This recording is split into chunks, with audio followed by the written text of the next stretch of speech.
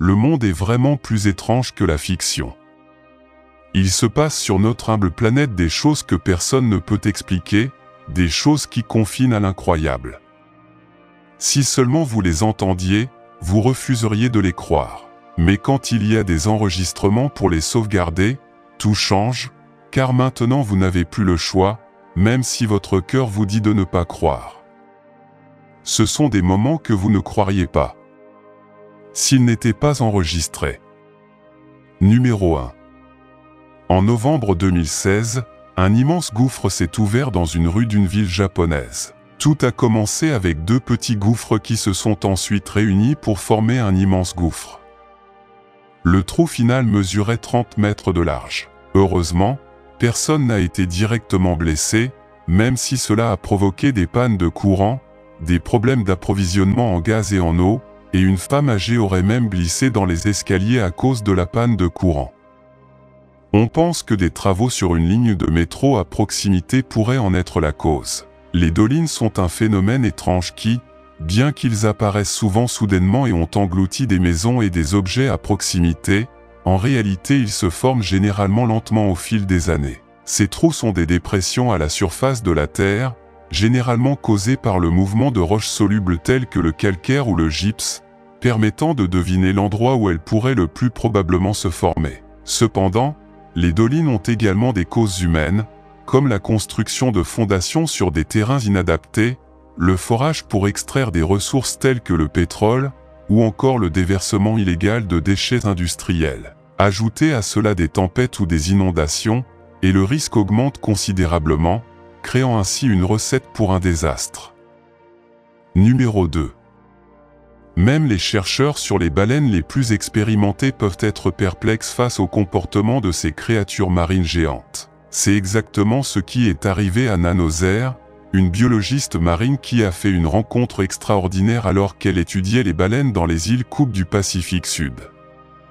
Au cours de sa plongée, Nan a observé une grande baleine à bosse commencer à interagir avec elle de manière inhabituelle. L'animal la poussa doucement, le museau fermé, l'entoura de sa nageoire et, enfin, la posa sur le dos. Au début, Nan était terrifiée, craignant que ce comportement puisse être dangereux. Après tout, une baleine à bosse est un être immense et puissant, capable de causer involontairement des dommages d'un simple mouvement de ses nageoires. Cependant, en visionnant les images enregistrées lors de la rencontre, Nan a découvert quelque chose de surprenant. Dans l'eau derrière les baleines, il y avait un requin-tigre qui nageait à proximité.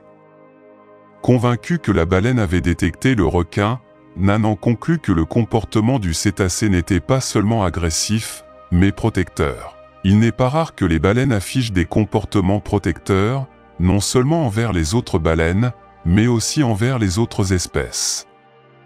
Il existe des cas documentés de baleines sauvant des phoques et des lions de mer des prédateurs. Cette rencontre entre Nan et la baleine à bosse est un exemple frappant de la façon dont ces géants de l'océan peuvent faire preuve d'empathie et de protection, même envers les humains.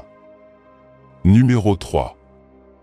Infinite Tucker, un athlète au nom aussi marquant que ses exploits, s'est assuré une place inoubliable dans l'histoire de l'athlétisme. Lors des championnats SEC en plein air, Tucker était en compétition contre son coéquipier du Texas A&M, Robert Grant, lors de la finale du 400 mètres. L'année précédente, Tucker s'était classé 2e, cette fois il était donc déterminé à gagner à tout prix. Et il l'a fait de la manière la plus inattendue, dans les derniers mètres. Tucker a sauté tête baissée par-dessus la ligne d'arrivée, plongeant jusqu'au sol pour assurer la première place et remporter la médaille d'or. Dans une interview après la course, Tucker a déclaré que son saut n'avait pas pour but de gagner, mais de se diriger vers sa petite amie, qui regardait depuis les tribunes. Selon lui, il sautait vers elle pour lui faire un câlin. De plus, il a humblement reconnu que tous ses coéquipiers avaient travaillé tout aussi dur pour atteindre ce moment. Quoi qu'il en soit, sa façon particulière de franchir la ligne d'arrivée est restée gravée dans la mémoire des spectateurs, démontrant que, dans le sport, la créativité peut aussi être la clé de la victoire. Numéro 4. Dans un coin de Poméranie, en Pologne, près de la ville de Grafino, se trouve la forêt tordue, un lieu qui a fasciné beaucoup de personnes pour la forme particulière des pins qui l'habitent. Ces arbres ne poussent pas verticalement, mais sont courbés vers leur base dans une étrange courbure, créant une scène surréaliste. Le plus surprenant est que ce phénomène ne se produit que dans une petite partie de la forêt, ce qui augmente le mystère. Bien qu'il n'y ait pas de réponse définitive, plusieurs théories tentent d'expliquer comment cette anomalie s'est produite. L'une des idées les plus courantes suggère que lorsque les arbres étaient jeunes, ils se sont recouverts d'une très épaisse couche de neige, ce qui les aurait fait plier. Dans les régions froides, les tempêtes de neige peuvent être si fortes que les arbres se déforment sous leur poids, même si cette théorie n'explique pas pourquoi seule une partie de la forêt présente cette caractéristique. Une autre théorie, plus spéculative, postule que la zone possède un champ gravitationnel inhabituellement fort, qui aurait affecté la croissance des arbres. Cependant, cette idée est difficile à croire, car un champ gravitationnel aussi puissant aurait dû avoir des effets évidents sur d'autres choses dans la zone, comme les passants. Enfin, certains pensent que les arbres ont été intentionnellement courbés par les forestiers dans les années 1920. Cette technique, connue sous le nom de façonnage des arbres, est utilisée à certains endroits pour créer des formes décoratives. Si cette théorie était vraie, alors les arbres auraient été manipulés dès leur jeunesse pour pousser de cette façon. Bien qu'il n'y ait pas de consensus sur la cause exacte, la forêt Crooked reste un lieu plein de mystères, attirant aussi bien les scientifiques que les touristes qui tentent d'en découvrir l'origine. Numéro 5. Niché au milieu de la nature sauvage de l'Australie occidentale se trouve le lac Illier, avec sa couleur rose énigmatique qui captive tous ceux qui le voient. Les couleurs vibrantes de ce lac salin offrent un spectacle fascinant sur fond de végétation luxuriante. Sa tonalité particulière est attribuée à la présence de micro-organismes tels que Dunaliella salina et d'allobactéries qui prospèrent dans la forte salinité de l'eau. Contrairement à d'autres lacs roses qui tirent leur couleur des proliférations d'algues saisonnières, la teinte rose distinctive du lac Illier reste constante, défiant les explications conventionnelles. Malgré son emplacement éloigné sur l'île du Milieu dans l'archipel de la Recherche, le lac Illier a retenu l'attention du monde entier, attirant des visiteurs curieux et des chercheurs désireux de découvrir ses secrets. Alors que les drones glissent sans effort sur sa surface brillante, ils capturent non seulement son étonnante beauté, mais aussi l'essence de son caractère unique, perpétuant ainsi sa légende comme l'un des phénomènes naturels les plus extraordinaires. Numéro 6. Installé et capturé pour la première fois par un drone dans la région du Piémont, au nord de l'Italie en 2005, se trouve un incroyable lapin rose géant.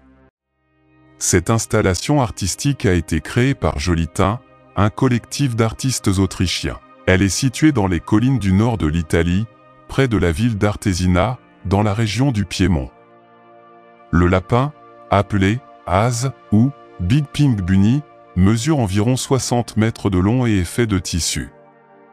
L'installation n'a pas été abandonnée, il a été intentionnellement créé comme œuvre d'art temporaire. Le lapin a été initialement dévoilé dans le cadre d'un festival d'art et devait rester en place pendant environ 20 ans. Le lapin est une œuvre d'art mémorable et qui suscite la réflexion, qui continue de captiver les visiteurs, en particulier les photographes par drone, et de susciter des réflexions sur l'intersection de l'art, de la nature et de l'intervention humaine. Numéro 7. Une vidéo effrayante d'un drone a émergé de Fairbanks, en Alaska. Cela a été filmé par le personnel du Bureau of Land Management, BLM, et montre un objet mystérieux se déplaçant sous la surface couverte de glace de la rivière Shona. Les images ont suscité une grande curiosité, laissant les téléspectateurs théoriser sur ce que pourrait être cet étrange phénomène. La vidéo a été prise près du bureau du district de Fairbanks du BLM, en aval de la rivière Shona. L'un des employés de BLM était responsable de la capture de la vidéo et a mentionné que l'objet était très loin au milieu de la rivière, ce qui rendait difficile une enquête plus approfondie. C'est pourquoi ils ont utilisé un drone pour surveiller la zone et faire la recherche effrayante. La vidéo inquiétante du drone montre un objet inhabituel se déplaçant lentement sous l'eau. Le mouvement et l'apparence de l'objet sont à la fois étranges et hypnotiques. Dès la diffusion de la vidéo, une avalanche de théories a émergé du public. Certaines personnes prétendent que l'objet pourrait être un gros poisson ou une accumulation inhabituelle de glace et de débris. D'autres penchent vers des explications plus fantastiques, affirmant qu'il pourrait s'agir d'une sorte de monstre fluvial ou d'une créature inconnue. Malgré la multitude de théories, certains experts ont fourni des explications plus étayées. Ils ont suggéré que l'objet pourrait être une combinaison de glace, de matière végétale et de débris se déplaçant avec le courant de la rivière. Puisque la rivière Chenat est connue pour transporter divers types de débris, cette explication semble plausible. Cependant, sans une inspection plus approfondie, la véritable nature de l'objet reste incertaine. Numéro 8. Plus tôt cette année, un exterminateur californien est tombé sur un trésor inattendu. Il ne s'agissait pas d'un artefact précieux, mais de 700 livres de glands laborieusement collectés par un pic travailleur. Le problème est que cet entrepôt alimentaire était situé dans l'enceinte d'une maison en Californie. Les glands découverts étaient empilés sur environ 20 pieds, du sol au grenier de la maison, et vous ne pouvez qu'imaginer combien de glands le pic avait ramassé. Malheureusement pour le pauvre oiseau, le stock qu'il avait constitué pendant des mois est désormais revenu à zéro, les exterminateurs ayant récupéré les glands et les ayant jetés. Sans les petits vers qui rampaient hors des murs de leur maison, le couple qui y vivait n'aurait pas su que les glands étaient là en premier lieu. Les créatures comme les pics, les écureuils, les souris et autres petits animaux dans la nature préparent souvent l'avenir, en particulier pour la dure saison hivernale. Ce pic particulier a percé le bois dans l'espoir de créer une cachette sûre, mais a malheureusement choisi le mauvais endroit. Cependant, les exterminateurs ont confirmé que l'animal était sain et sauf. L'oiseau devait recommencer à chercher de la nourriture pour l'hiver et, espérons-le, trouver un meilleur endroit pour se cacher. Numéro 9. Voici une autre étrange découverte impliquant des dents humaines, cette fois à Val d'Osta, en Géorgie.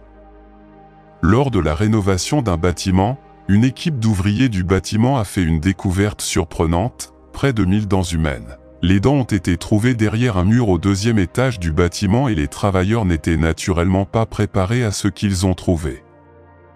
Les autorités et les ouvriers étaient perplexes quant à la façon dont ces dents se sont retrouvées derrière les murs du bâtiment. Est-ce juste la collection d'un fou? Pas tout à fait. Après avoir étudié l'histoire du lieu, on a découvert que la pièce avait été utilisée comme cabinet dentaire pendant près de 100 ans, à commencer par le docteur Clarence Whittington, un dentiste qui a commencé son cabinet en 1900. Le plus curieux est que lors de la rénovation autre bâtiment, plusieurs dents ont également été trouvées à proximité dans ces murs.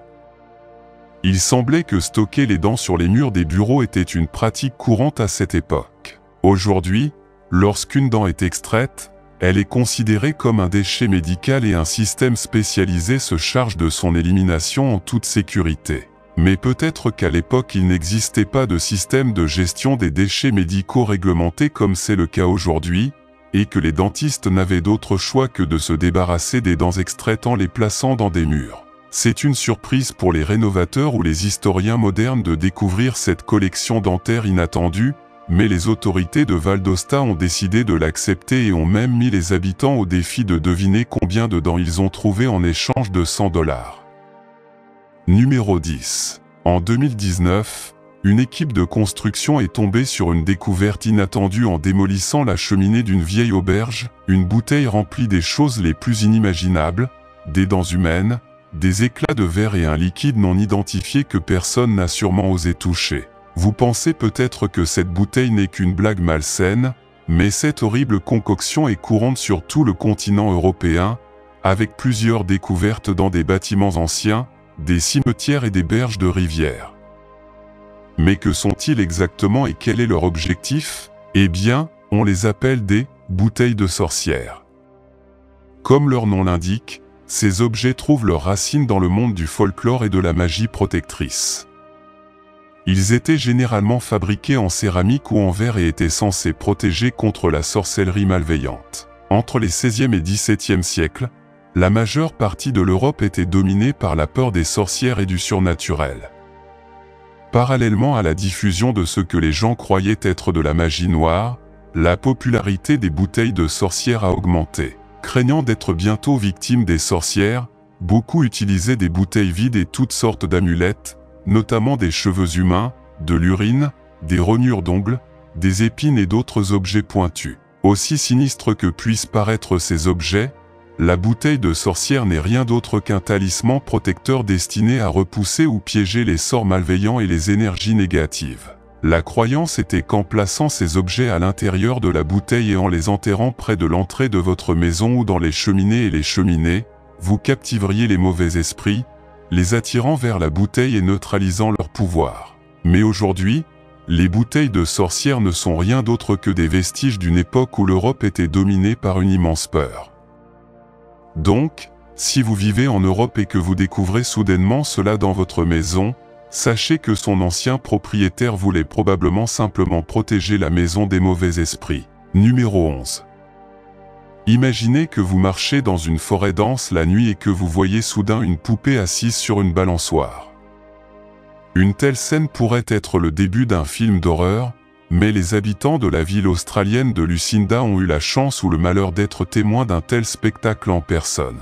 Non loin de la ville, il y a une forêt et plusieurs marécages, et à côté de l'un d'eux, une poupée est assise sur une balançoire suspendue à un arbre.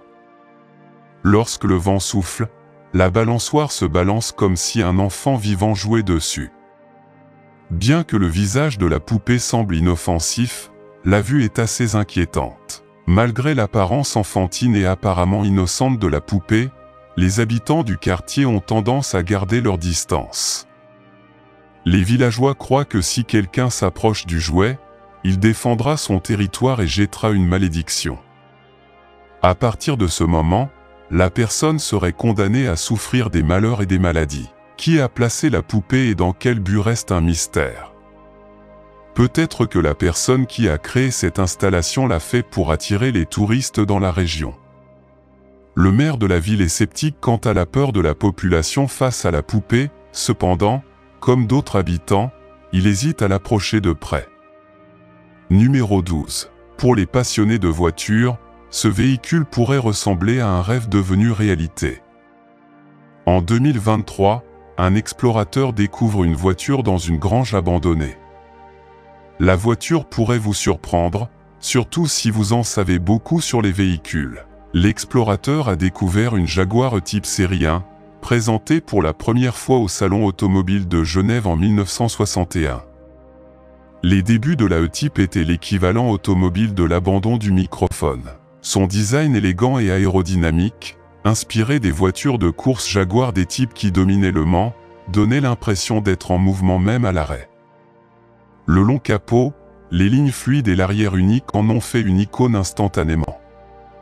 Enzo Ferrari l'a qualifié de plus belle voiture du monde. Maintenant, quand Enzo Ferrari vous félicite, vous savez que vous avez fait quelque chose de bien. Malheureusement, celui-ci nécessite une sérieuse restauration pour être considéré comme utilisable. Numéro 13. En 2022, plusieurs baigneurs de Floride ont été perplexes lorsqu'ils ont vu un objet mystérieux sortir du sable. Cet objet mesurait 80 pieds de long et aucun des habitants n'avait la moindre idée de ce que c'était. Heureusement, les archéologues maritimes sont intervenus. Après avoir examiné l'objet de 80 pieds de long, les archéologues ont conclu qu'il s'agissait probablement d'une épave du 19e siècle enfouie depuis longtemps sous la plage de Floride. Les experts pensent qu'il pourrait s'agir d'un cargo naviguant près des côtes de la Floride, voire traversant l'Atlantique.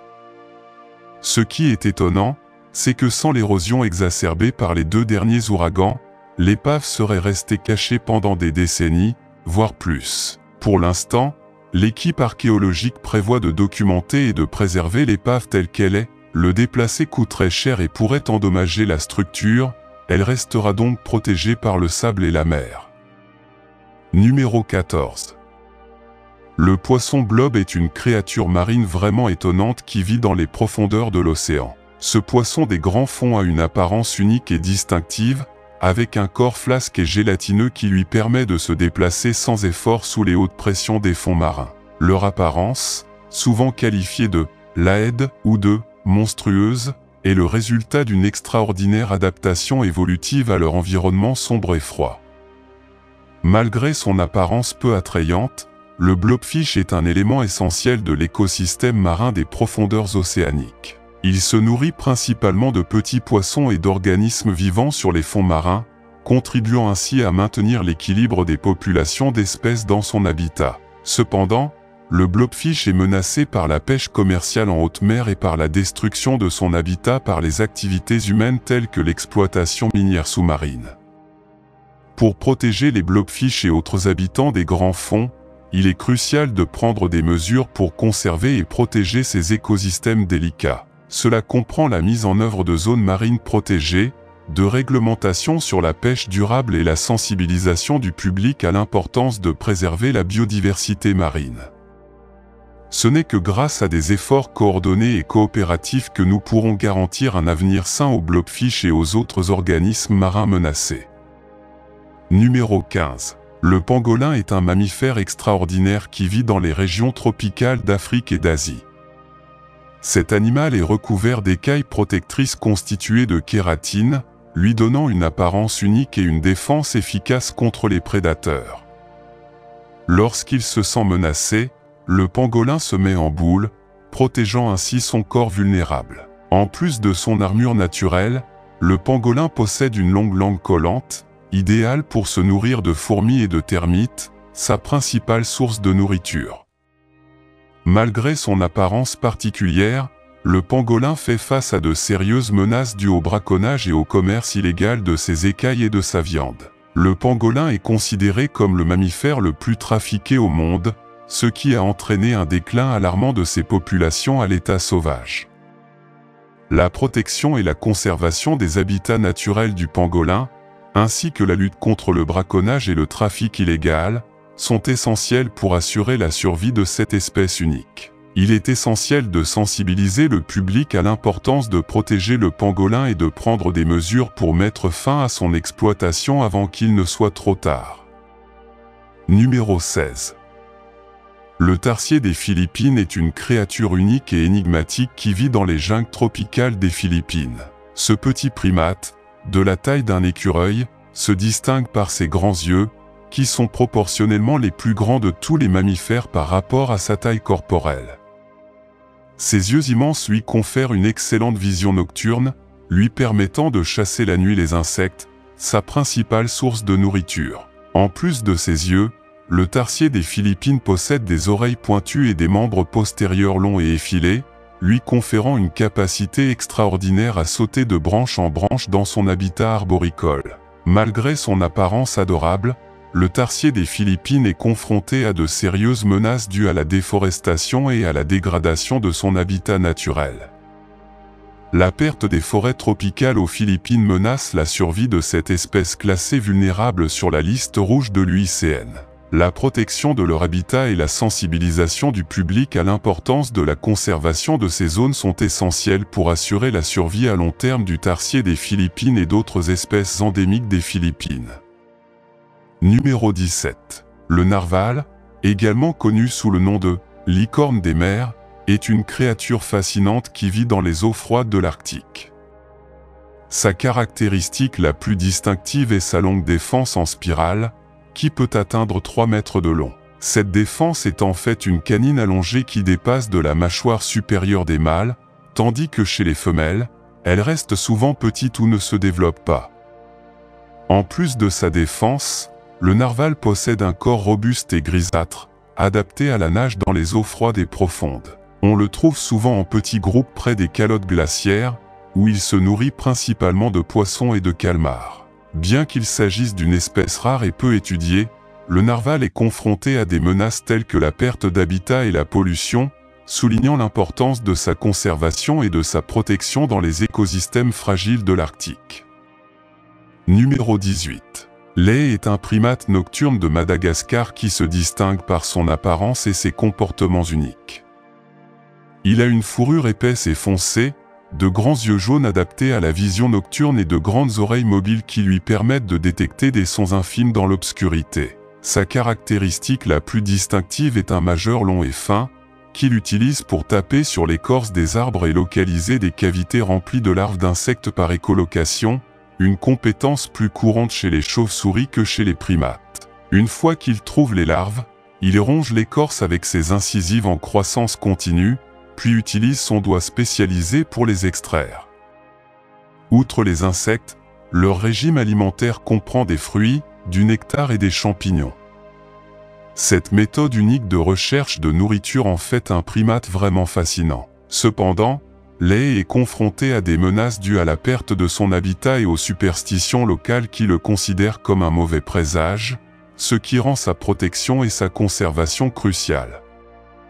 Numéro 19. En 2021, une alpaga a donné naissance à un bébé assez étrange au Royaume-Uni, à tel point que, pendant un temps, même sa mère a été déconcertée par ce bébé maigre.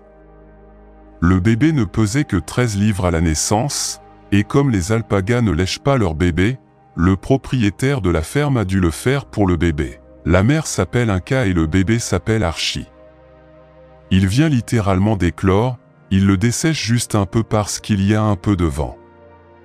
Le bébé semblait extrêmement faible et fragile, mais le fermier expliqua plus tard qu'il n'était pas inhabituel que les bébés alpagas, cria, soient si maigres. Une fois secs, ils deviennent moelleux et ne semblent pas aussi cassants. Cette vidéo a été largement diffusée sur Internet avec différentes affirmations selon lesquelles il s'agirait d'un bébé extraterrestre ou d'un cas de naissance très étrange, mais clarifions une fois pour toutes, c'est exactement à quoi ressemblent les bébés alpagas. Numéro 20. Simba, la chèvre aux longues oreilles. En juin 2022, dans une ferme de la ville méridionale de Karachi, au Pakistan, une chèvre extrêmement adorable a surpris son propriétaire en naissant avec des oreilles inhabituellement longues. Mohammad Nassan Nareo, l'heureux propriétaire de la chèvre, l'a nommé Simba et a affirmé qu'il avait battu tous les records précédents de longueur d'oreille avec une mesure impressionnante de 21 pouces. Simba est encore un bébé, donc ses oreilles peuvent grossir avec le temps. Mohammad a créé des protections spéciales pour les oreilles de Simba afin de prévenir l'infection et est convaincu que Simba battra le record du monde Guinness. Numéro 21. Nous allons vous raconter une histoire qui a stupéfié un agriculteur du comté de Baker, en Floride. En 2015, Dwight Cruz a fait une découverte choquante dans sa ferme lorsqu'une de ses vaches a donné naissance à un veau à 2 têtes. Ce veau, qu'ils ont nommé Annabelle, est né avec 2 visages, 4 yeux, 2 oreilles, 2 bouches et 2 nez. En raison de sa condition particulière, Annabelle ne pouvait pas se coordonner correctement et ne pouvait pas se nourrir de sa mère.